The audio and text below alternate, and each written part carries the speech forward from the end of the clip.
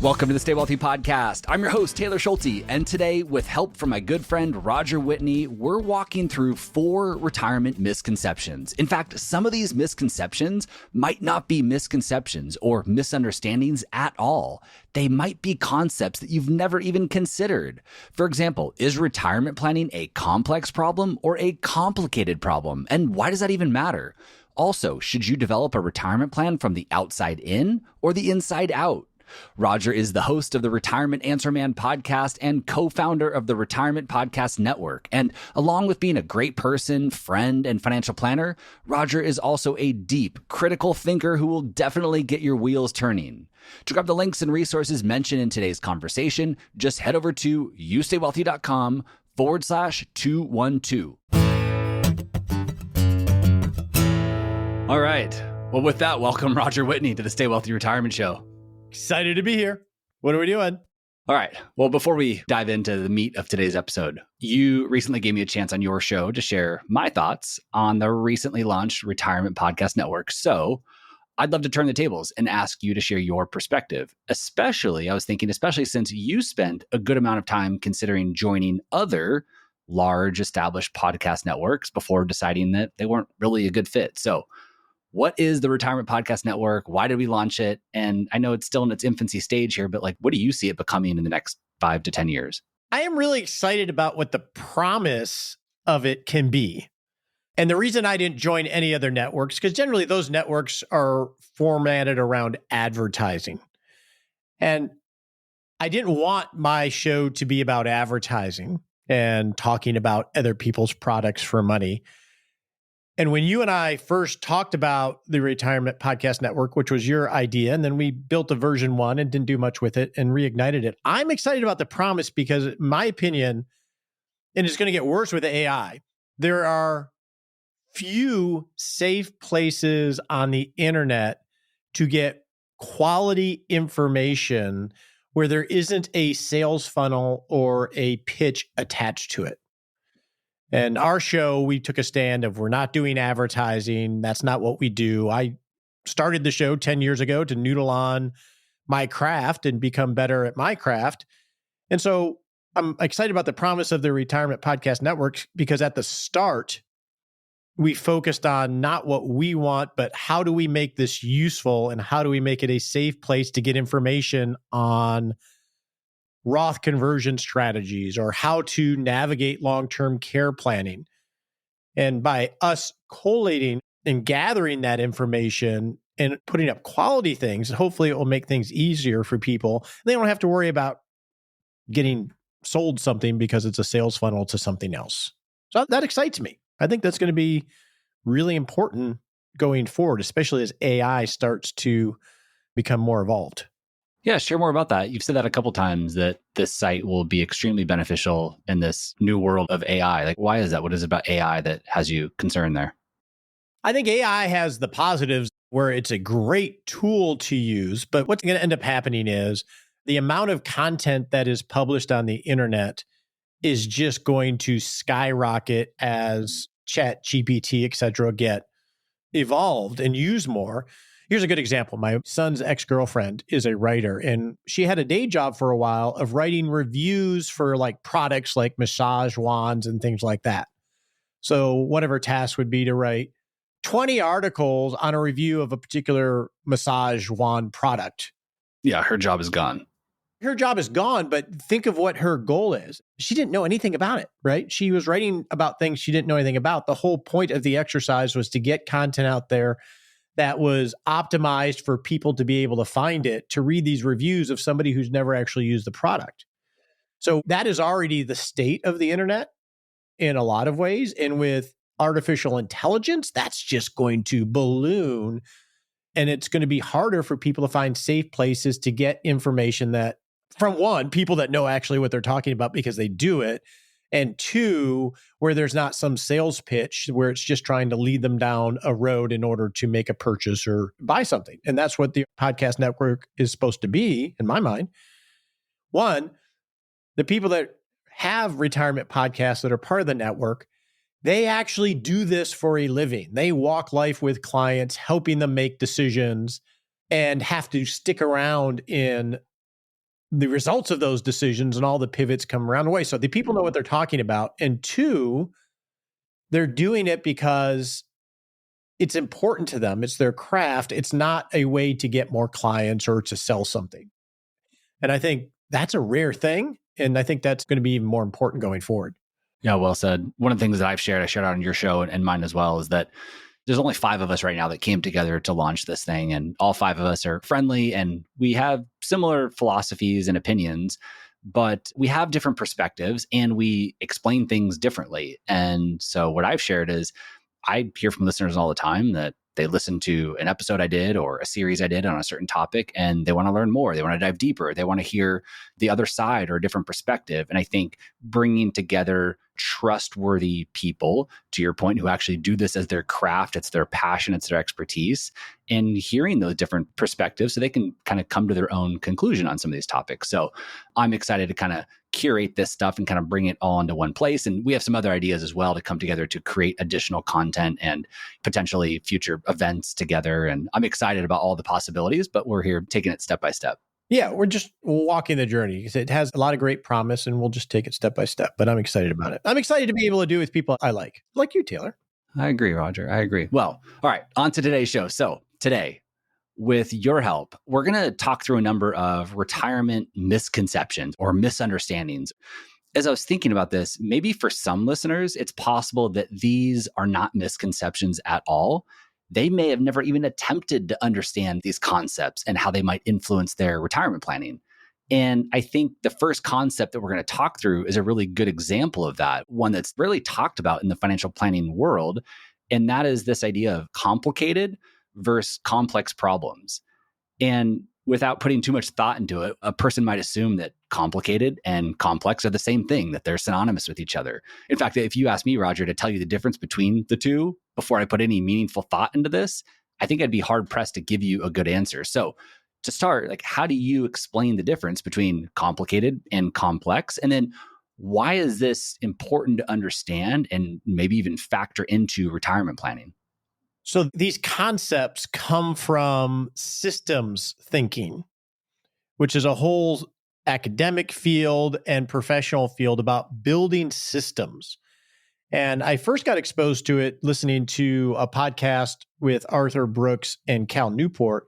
Arthur Brooks is a professor and a pretty prolific writer as well.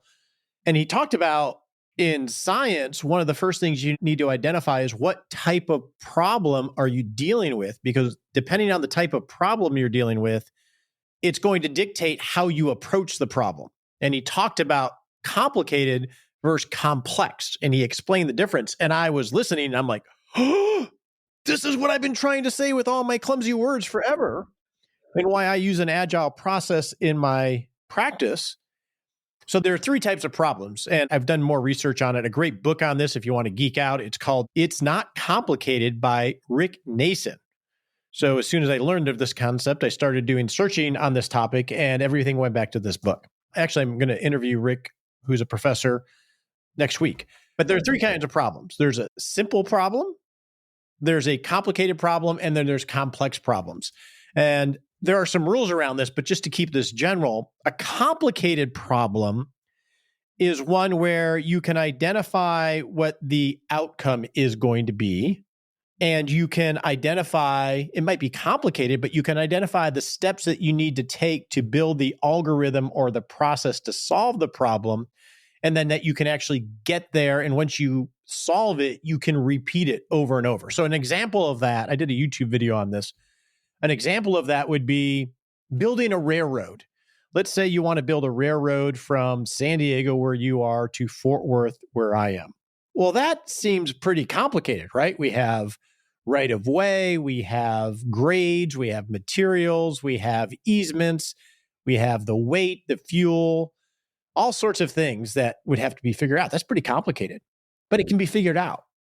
And once it's figured out and we build that railroad from San Diego to Fort Worth, now that we've figured that out, we can much more easily build a railroad from San Diego to Utah, Salt Lake City, or Fort Worth to Chicago. Once you tease out all the issues, you can build the algorithm or the process to repeat it. And the key thing is that repeatability. for a complicated problem. Does that make sense? Yeah, it makes complete sense. And then a complex problem is one where you're not quite sure what the end result is going to look like. You don't have total clarity on that. But the key element of a complex problem is that you have forces that are interacting with each other in ways that you can't predict.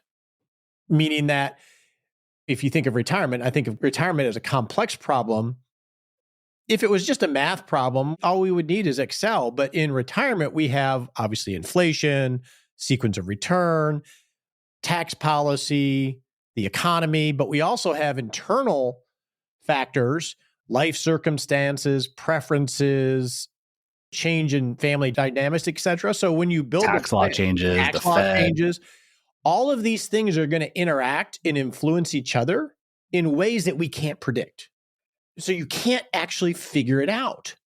And so the reason it's important when it comes, in my mind, to retirement planning, and I definitely think the industry has a big issue with this, is that we tend to think of retirement as a complicated problem that is figure outable, that we can just build the model and get more precise and have the spreadsheet and everybody's confident. That's a fool's errand because it's actually a very complex problem. And the key difference here is a complicated problem can be solved in a repeatable fashion. A complex problem cannot be, it has to be managed. And that's why it's important when we talk about retirement. One of the examples that he brings up in his book, I believe he talks about like an innovative technological disruption being a complex problem. Like he used Uber or Airbnb. Those are complex businesses that just disrupted a certain industry. And your comment that you can't figure out a complex problem, although those companies, those founders, they did figure out an answer to this complex problem. So I'm just wondering, kind of thinking out loud here, is it, I can't figure out how you solved your complex problem around your retirement planning, but I could certainly figure out my complex problem. It may not be with certainty, but I can certainly put the pieces together to figure out my own problem. I think just sometimes one of the traps is like, well, how did you do it? I'll just do it just like you, or I'll just read that book or listen to that podcast or crunch those same numbers using your calculator the way you did. But your plan, your problem is going to be different than mine. Does that make sense? It makes sense. And I think the figure out part of your description is what I have an issue with, in that, like Uber, they haven't figured it out. They've had to deal with a lot of uncertainty around local policy and taxes and wages and 1099 versus W-2. Constantly problems are coming up that they just have to navigate, sometimes in different ways, depending on what region of the country they are, although they've solved a lot of the bigger issues. So I still think in modern business, especially technology companies, that's why they use, and now we're getting into project management, why they use an agile approach rather than a waterfall approach. A waterfall approach, they used to build software where they'd figure it out all at once and build this big bloated project, whereas an agile process acknowledges that you can't figure it all out. So it's more about improving decision-making consistently and iterating a lot along the way. And I think that's the key difference in my mind, Taylor, is retirement is something that you have to iterate on. You have to make lots and lots of little decisions as all this complexity bounces around us. Does that make sense? Yeah, I think that's a good point. Someone could save up $5 million or $10 million for retirement and convince themselves that they've solved this complex problem of building their healthy retirement plan. And then all of a sudden, some unknown thing occurs, right? Some catastrophic event occurs and their $10 million is gone. And so I like what you said there, iterate, or even that complex problems can be managed or should be managed, not necessarily solved. It's important in my mind because it changes our focus from trying to figure it all out and just let me get my assumptions on my spending for the next 30 years just a little bit more precise, or my market assumptions on the next 30 years to be a little bit more precise, or maybe engineering this product to solve my issues. That tends to be where people focus. And I think that's a fool's errand. It can waste a lot of time rather than really focusing on how am I making decisions and how do I improve the quality of my decisions consistently? Because if I can do that, that can have huge benefits long term. So rather than thinking about solving, thinking about systems and how do I manage, I think changes the perspective of how you address the subject in a lot of healthy ways. So you mentioned the agile process a couple times. For those who don't know what agile is, maybe you can explain that and then maybe share a little bit more about how the agile process fits into solving complex problems. So our firm is Agile Retirement Management. And so we treat every client like a project. You have to make decisions. So we build, what's our vision? Is it feasible? How do we make it resilient? And then how do we optimize it? Those are the 4 stages you go through, but that's the beginning of an ongoing conversation. So an agile project is just a project that is never ended. So you're always reevaluating, is this still where I want to go? Where are my resources right now? You poke around for risks and opportunities, and then you make decisions on, okay, what do I do next? What do I do next? Because time is such a precious resource that we can't do everything. So we want to have little things, sprints, where we brainstorm where are risks and opportunities to improve our plan or our project. And then which one has the biggest impact or is most important to me? And then I just go do that one thing. And then I just keep repeating that process. And so that's essentially what agile project management is. Probably the biggest way it shows up for you and me and all of us is that's why your iPhone has all these apps that update a million times. Every other day they're updating because they're doing an agile process. Rather than eliminating all the bugs, they try to ship what's most important. And then they keep shipping more important things and fixing bugs as they present themselves. And so things can move a lot quicker. So I think it's fair to say that there is this complex problem of planning for retirement and managing your retirement plan and all those unknowns that come with it. But then within your retirement plan, there are complicated problems that can be solved with systems and processes and calculators and an analysis. Maybe share what some of those might be and how and where they live inside of a complex problem. One of the most influential books on this topic, Taylor, is Thinking in Bets by Annie Duke. I had her on the show a few years ago, I forget. In that, let's take a Roth conversion or buying a lake house. In theory, that's solvable, if I can speak.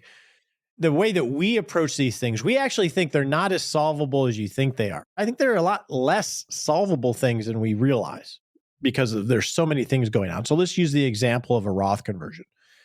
Generally, you don't know whether it's a good decision or not to do a Roth conversion until after the fact.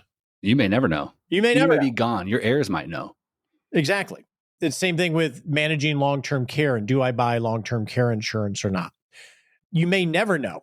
I tell a story of people say, hey, you may have to live in a trailer. You may have to move from your $1 million house to a trailer if everything goes wrong, even if we make all the right decisions, just because it's so dynamic.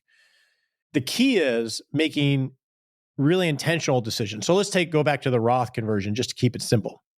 We use something called a OODA loop with decision making, which comes from aviation, specifically fighter pilots, which stands for observe, orient, decide, and act. So if you're a fighter pilot, and I don't know anything about aircraft, I was not in the military, but if you're a fighter pilot, the quicker you can go through that loop of observing, orienting, deciding, and acting, the quicker you can go through that. And if you're battling someone else, you want to be inside their loop, the more likely you're going to be successful. So if you take a Roth conversion, generally we read an article or get motivated because we're worried about something and we just intuitively make a decision. What we focus on is, well, okay, let's make a decision on a Roth conversion. Well, let's observe the current state of things. What does your income look like over the next 5 years? What's the mix of your asset classes? What do your RMDs look like if you don't do a conversion or a qualified withdrawal? So let's observe the appropriate things. And then let's orient. This is the hard one. What do I want? What am I actually trying to solve for in doing a Roth conversion, right? You could have legacy. I'm solving for future tax risk. I'm solving for the RMD bomb because I have so much in tax deferred accounts. Or maybe you want to solve for ACA or IRMA. You have to prioritize what is it I want in order to get to a point to make a decision. And that decision is likely going to be a judgment call. So if it's going to be a judgment call, you just want to do it in an organized way and log your decision. So when you look back on it 2 years from now, you can understand why you made the decision. And I think that is the kind of process we use in all sorts of decisions, because whether you want to buy the lake house or whether you want to retire this year, well, there's lots of opportunity costs. So the key is think through it in an organized way so you can feel confident in the decision or your judgment call. So I don't know if there's a lot of things that really are just simply solvable, maybe Social Security strategy and things like that. Yeah, it really makes you think. I mean, I really like the way you framed all of that. And I think to sum up this misunderstanding or misconception, there's a quote from an MIT article from the author who wrote the book that you had mentioned. It said, if you manage complex things as if they're complicated, you're likely setting yourself up for failure. And I think that that's the misunderstanding right there, is if you attack these complex things like they're just complicated problems, that you're just setting yourself up for failure. And I think it's really, really common for retirement savers, investors to watch a YouTube video about Roth conversions and decide this is the best thing ever and I'm going to go implement it, right? They just solved this, what they perceived as a complicated problem, but it's really complex, to your point. Or went and bought a mutual fund because somebody told me to buy it, right? It's not that simple. It's not a complicated problem. It's more complex than that. So I think if there's any takeaway here, it's that if you manage these complex things as if they're complicated, you're likely setting yourself up for failure. And from a profession standpoint, I think, Taylor, and this is true for the professionals that are listening, but also for consumers that are looking for planners, is ambiguity doesn't sell. It's horrible sales copy. I mean, I spent half of my career thinking that I had to be the smartest person in the room and I had to know the answers because that's what clients expected of me. And they come to you wanting the answer. They want certainty. They don't want uncertainty. They don't want to have to continue to do work. They don't want pain and hard decisions. But that's the reality of life, and it just doesn't necessarily sell well. So you don't hear it. That's why you don't see. It's not clickbait article headlines to say, I don't know what's going to happen. Right. Anything else you want to share on complicated versus complex before we move on? No, I think I'm early in the journey on this, and I'm excited about it. Yeah, I think it gives some of our listeners some good things to think about. I'll certainly link to the book and this article in the show notes for today. The next retirement planning misconception, I think these all kind of play into each other. They really do. Yeah. The next one is thinking that you should build your plan from the outside in instead of the inside out. So share more about this. What does this mean to you? It definitely is related. So I had a conversation with a potential client the other day, and they inherited their advisor, and we were talking about our service model and how we work. And they explained how they currently work. And they said, well, this advisor, the extent of the retirement planning was, tell us what you need and we'll tell you if it's possible. Meaning that they had the financial model, and I don't know what they were using, whether it was guardrails or systematic withdrawals or 4% rule or what it was. But this concept of outside in, I think, is big in retirement planning because it's simple, which is it's a 4% rule. You can take out 4% inflation adjusted, and you have to fit your life into that box. Or guardrails, or if somebody has dividend strategy, whatever it is. It's essentially a financial model that someone develops that they just repeat that financial model, 4% rule, guardrails, whatever it is. And then when someone comes to use the process, they're just going to have to fit their life into that box. That's outside in. I think a healthier way to do this and a more human way to do this is from the inside out, which is messier, harder to do, but much more meaningful to creating life outcomes if you're in retirement, which is essentially starting with, what do I want life-wise? I divide that between, what is my base great life cost? So we could say that's $100,000 a year, but it's not just $100,000 a year, because there might be seasons of higher spending or lower spending because we don't spend in a constant fashion. And then once we know what the base great life is, what are my discretionary spice that I want to add to this, gifting, travel, on top of my base great life? And then what are my aspirational goals? And then back into what resources do I have and perform a feasibility test to see if it's possible. And if it's not possible, doesn't fit into the model, actually working with a client to negotiate with themselves. Meaning, if you have a plan, these basic rate life wants and wishes, and you identified all your resources and you run a Monte Carlo, whatever you're doing for feasibility, and it says, no, you can't do that. Well, then you have to negotiate, help the client negotiate to make sure that you get to a feasible solution that focuses on the things that they care about most. So a good example of that is a client, and we're actually coming full service. A number of years ago, they wanted to buy a lake house. And so we created a what if scenario from their plan of record, adding in the cost of the lake house and the extra expenses. And the initial is like, no, you can't do that. It's not feasible. A lot of times that's where the conversation ends. But with this particular client, we dove into, well, why do you really want the lake house? And we explored different ways of solving for the lake house without buying a lake house. But they settled on they really wanted the lake house. And so that was really important to them. So they were going to have to give up in other areas. So the way the negotiation ultimately ended was we negotiated away some of the annual travel budget because they cared more about having the lake house for the experiences with their local family and grandchildren, et cetera. And we also factored in the fact that they're not going to own two homes forever. So we worked through, okay, well, it is totally feasible to own the lake house or one house for 10 or 12 years, but just not for the rest of your life. So by identifying what was most important to them, we were able to customize how the project worked so they could get the lake house to achieve what they actually wanted to achieve, but just not forever. And so that's an example of creating from the inside out rather than, nope, I ran the model, you can't buy a lake house. Sorry. It reminds me a little bit of George Kinder's 3 questions. Are you familiar with those? I am. I don't know them off the top of my head, but I am. Yeah, George Kinder, I've had him on the show. It's been a while now, but he's famous for teaching financial planners how to do what he calls life planning. And George Kinder has these famous 3 questions. And your examples there are very realistic. What are your goals? What do you want? This lake house or whatnot. But where he starts things with his 3 questions, the first question is what he calls designing your life. And he says, I want you to imagine that you're financially secure, that you have enough money to take care of your needs now and in the future.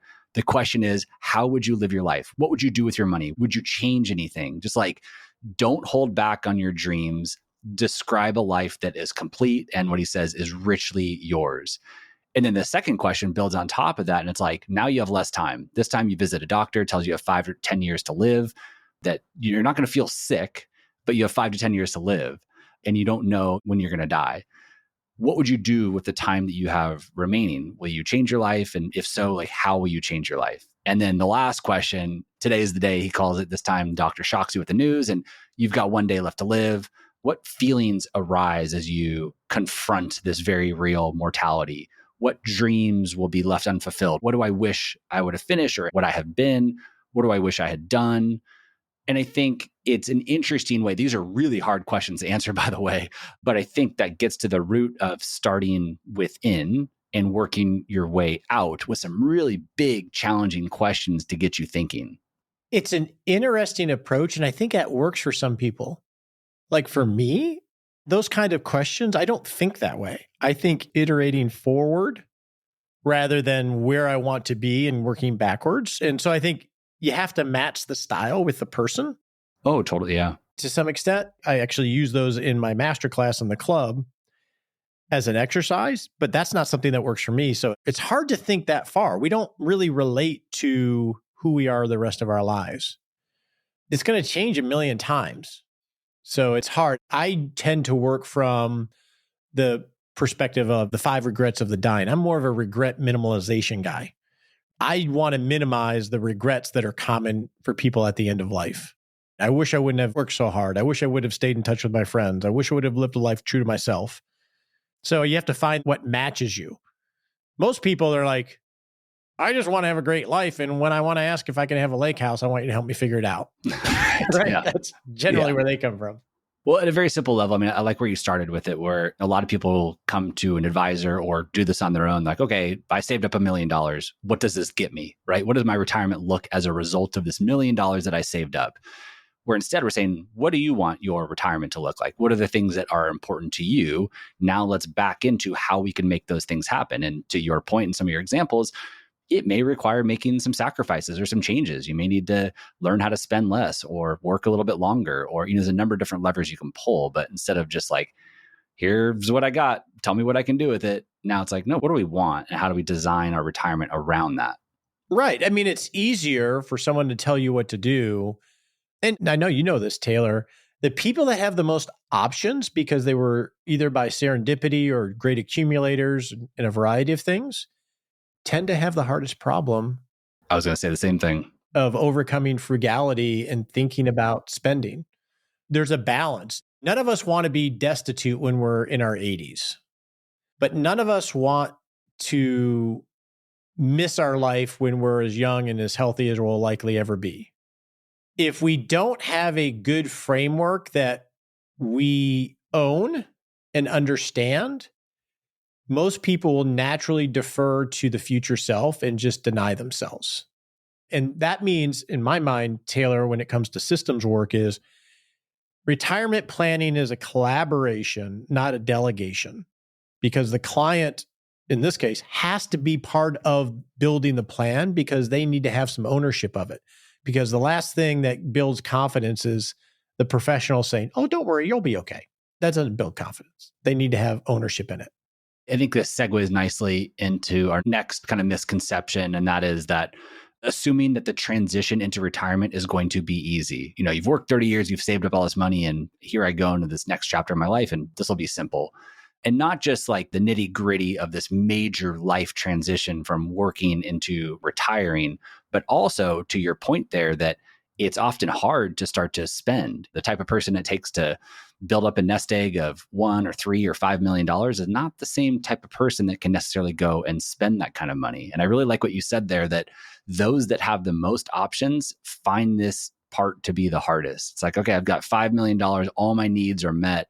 What do I do? Like, what do I do with this money? I don't know what to do. And that makes it much harder to have that conversation. And when you can break through and get to that answer and start to shift our thinking in retirement is a really, really cool part of our work that we do with clients. Like, I love when we have that breakthrough with somebody. Because it's not about spending money. That just feels crass. It's like, I don't need more stuff. It just sounds not dirty, but just spending money to spend money is not the point. One quick story I want to tell, if that's okay, Taylor, related to thinking about future self and framing decisions, because I just had this conversation. I did it on the fly. I didn't even realize it when I was doing it, but it was impactful, at least in this moment, was had a client that was going to liquidate a number of real estate properties. They were simplifying their life, and they were just tired of dealing with all the stuff they wanted to deal with. They just didn't want them, but they wanted to make a 4-year project out of it. We'll look at selling this one, and then we'll do all this project stuff to get these ready for sale so it can be strategic. And so I said, well, how long are you going to live? And they said, 20 years. So you want to spend the next 20% of your life on this 4-year project to liquidate these houses so you can actually go live. That's a different way of thinking about it. 20% of your life when you're the most healthiest and you're tired of dealing with these properties, you want to take the best 20% of your life potentially to go do this. Why not just sell them and stop trying to optimize so much? I think people forget some of this perspective, especially as you get older. Time is of an essence. Yeah, 20 years seems like a long time, but yeah, it really isn't. Yeah. 4 years is 20% of your life. You only got 20 years to live. But I think this getting comfortable with spending money is a journey.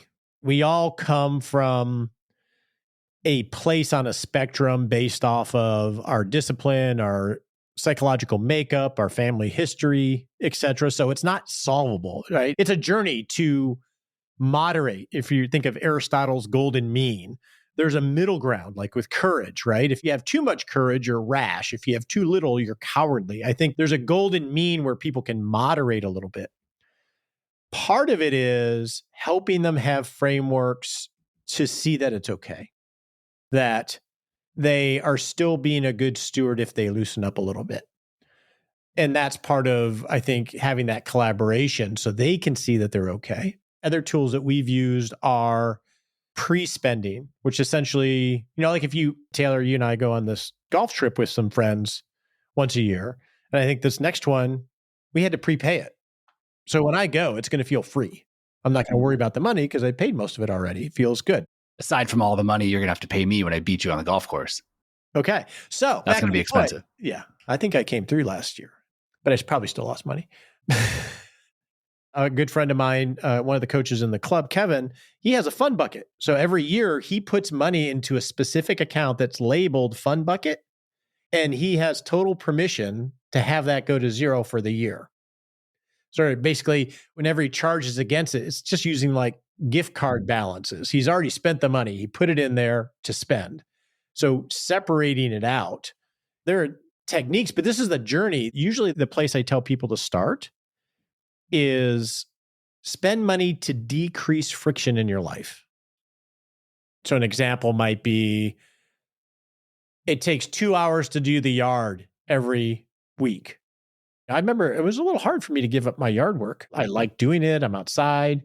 But then now that I have somebody that does it, it decreases the friction. So I can go ride my mountain bike, or Sean and I can go golfing. So it gives me back time by decreasing the friction. Another example, this is one that just becomes a joke with clients all the time, is going to Europe. Let's say you're doing a trip to Europe. Well, good for you. It's hard for a lot of people to buy first class tickets or business class tickets. It just feels extravagant.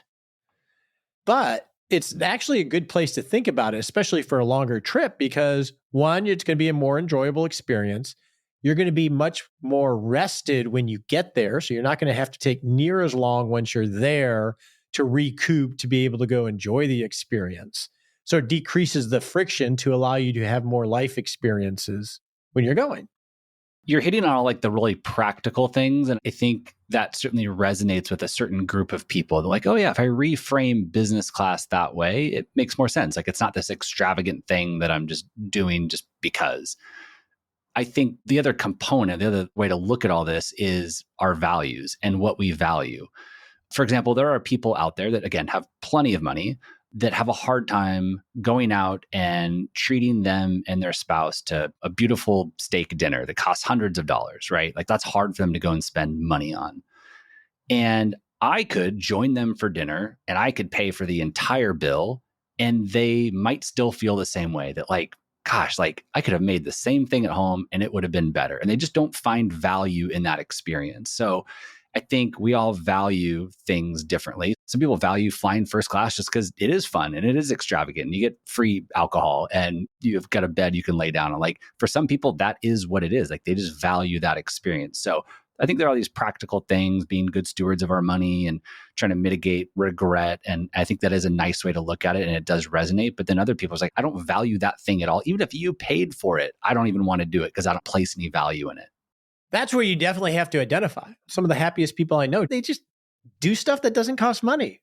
They work on their farm, they ride their bicycles. It's not about changing those things. I think the key here, Taylor, is just examining it, examining status quo to either reconfirm it or adjust it, just like you would a value. The best way you can get more solidified in what your values are. I have my top 10 values behind me, is holding them up for examination. And is that really important to me? And question it so you can either reaffirm it or adjust it because you've looked at it. And I think some of these spending decisions are part of that. I'm reading a book right now. I'm not all the way through it, called Die with Zero by Bill Perkins. Yeah, have you read that? Yeah. I have, yeah. There's a lot of wisdom in there to this conversation. I don't agree with everything he says and some of his perspective, but dying with way too much money is a failure. It's a failure. And that's how you build regret. And helping someone realize, okay, I'm going to leave it to my kids. Well, the utility of that money to your kids when you die at age 90 and they're 62 is probably not going to make that big of a difference to them, which is part of what he argues in that book. How can you give to them when it's actually going to make a difference in their life? Or how can you use that money to create experiences with them? because that's ultimately what they're going to remember. And I think that's part of this discussion. Well, our last misconception that we're going to talk through feels a little repetitive here, but I'll see if you have any additional thoughts before we close this conversation. But the last one is just like this misconception that retirement, it lives in a spreadsheet, that it's purely this investment or tax planning issue, kind of back to our complex, complicated problems, that it's just this problem that we just need to solve and then we'll move on and feel good about it. So I don't know, any final thoughts here as we wrap this up, just like this misconception around thinking retirement is a spreadsheet and it's purely just an investment or tax issue. Yeah, it's really not at all. I mean, this is how much I believe in it. I have a t-shirt and stickers that says 3 times, retirement is not a spreadsheet. Retirement is not a spreadsheet. Retirement is not a spreadsheet. They are tools to use. In our Rock Retirement Club, we have like 1,300 people that are very intentional. And we have a spreadsheet geek club within there. And what ends up happening is it becomes a way of feeling like there's some control and constantly tweaking it to try to get more precise, when we forget that more precision isn't going to give us more accuracy. And I think this is the biggest problem with retirement planning in general and as an industry, and financial planning, is investments is the hub of everything rather than life outcomes, especially in retirement, because that's how a lot of us got into the business. And I think people miss their life as a result of that. Investments are important to a point, but your spreadsheet's not going to solve it. The quality of your decision-making and examining all the kinds of issues are going to be the key. And on the tax issues, taxes are one of the biggest levers we can pull as retirement planners. There's lots of opportunity there relative to other periods of your life. But I put that in the optimization stage. If you don't know what you want and you don't know if it's feasible and if you don't know it's resilient, you shouldn't even be talking about tax planning. Tax planning is to enhance an already solid foundation. And what we tend to do is go the other direction. We read about what I call planning bling, all these strategies, this bling, financial bling, and we go back upwards rather than going in a more logical process. So they're important, but not as important as we make them. Yeah, very well said. I just want to end here by saying, of course, spreadsheets are important. Of course, planning software is important. Of course, well-built retirement calculators are important. We've determined that we want to take action on this thing, maybe Roth conversion. Let's use that example. Sure, like we've identified that there is an opportunity here to optimize our plan through Roth conversions. Well, now we're going to get into the spreadsheets so that we can make an educated and informed decision about pursuing Roth conversions. So I think that's where this all leads to, is making an informed and educated decision and using these tools that are available to us to help us make that educated, informed decision, knowing that there are a lot of unknowns, that there isn't like this certainty. I've got a podcast coming up talking about Roth conversion, saying like, we don't know if a Roth conversion, we don't really know the end result of a Roth conversion. We can do everything we can to use the information that we have to make an educated decision. And that should feel really good. But at the end of the day, there's no guarantees here. So I just don't want our listeners to think like, spreadsheets aren't important, planning software is not important, just like get all touchy-feely here and make a decision. No, of course, they're an important part of the process to help us optimize and make sure that we are making decisions with the right information. You're so articulate, Taylor. You should have a podcast. Yeah, exactly. Well, this is a lot of fun, Roger. I don't have a lot of open-ended conversations like this. I always enjoy chatting with you and having talks like this. I really appreciate you coming on and talking through all of this with our listeners and sharing more about the Retirement Podcast Network. For those, somehow, if they don't know who you are and where to find you, who are you and where can they find you? Well, we have a podcast, Retirement Answer Man, that's just had its 10th year anniversary, which is crazy. And RogerWhitney.com is where all the show notes and links and resources live. Awesome. Well, we'll link to everything in the show notes. Appreciate you joining me. I look forward to seeing you in Florida in November. This podcast is for informational and entertainment purposes only and should not be relied upon as a basis for investment decisions. This podcast is not engaged in rendering legal, financial, or other professional services.